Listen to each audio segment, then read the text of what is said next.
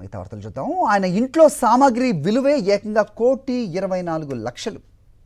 15 gold బిస్కెట్లు, మరో 2.5 కిలోల బంగారు ఆభరణాలు, 55 లక్షల విలువైన నగదు, దాదాపు 20 ఎకరాల భూమి, 7 ఖరీదైన ఫ్లాట్లు, 2.5 కోట్ల విలువైన విల్లా, 7 ఖరీదైన ఫ్లాట్లు, బ్యాంకు ఖాతాలో 1,44,00,000 రూపాయలు, ఇంట్లో ఖరీదైన మద్యం బాటిల్స్. అబ్బో, ఇలా చెప్తూ పోతే లెక్కే లేదు.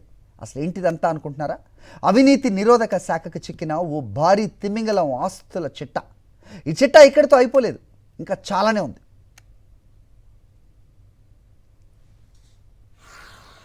రోడ్లు భవనాల శాఖలో ఇంజనీర్ ఇన్ చీఫ్గా పనిచేస్తున్న మోహన్ నాయక్ ఆదాయానికి మించిన ఆస్తుల కేసులో అడ్డంగా బుక్ అయ్యారు.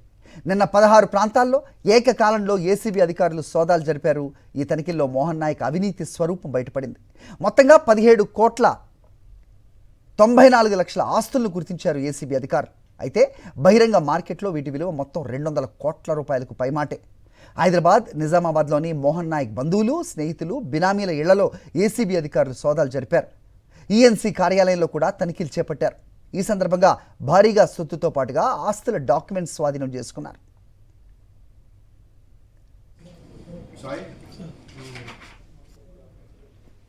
నిజామాబాద్ జిల్లా ముల్లంగిలో మోహన్ నాయక్ 83 లక్షలు విలువ చేసే 19 ఎకరాల 38 గుంటల భూములు గుర్తించారు.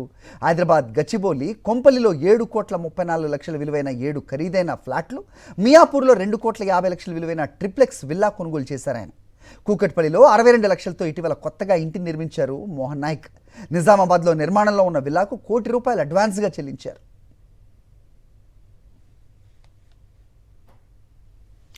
మోహన్ నాయక్ ఇంట్లో భారీగా సొత్తును స్వాధీనం చేసుకున్నారు. 15 బంగారు బిస్కెట్స్తో పాటుగా 2.5 కిలోల బంగారు ఆభరణాలు, ₹1,26,00,000 విలువైన గృహ ఉపకరణాలు, 25 లక్షల విలువైన 2 కార్లు గుర్తించారు. మోహన్ నాయక్ ఇంట్లో 55 లక్షల నగదు స్వాధీనం చేసుకున్న అధికారులు బ్యాంక్ ఖాతాలో ₹1,44,00,000 గుర్తించారు. అంతేకాదు, ఇంట్లోనే మినీ బార్ ఏర్పాటు చేసుకున్నారు మోహన్ నాయక్. ఖరీదైన 60 విదేశీ, స్వదేశీ మద్యం బాటిల్స్ను స్వాధీనం చేసుకున్నారు.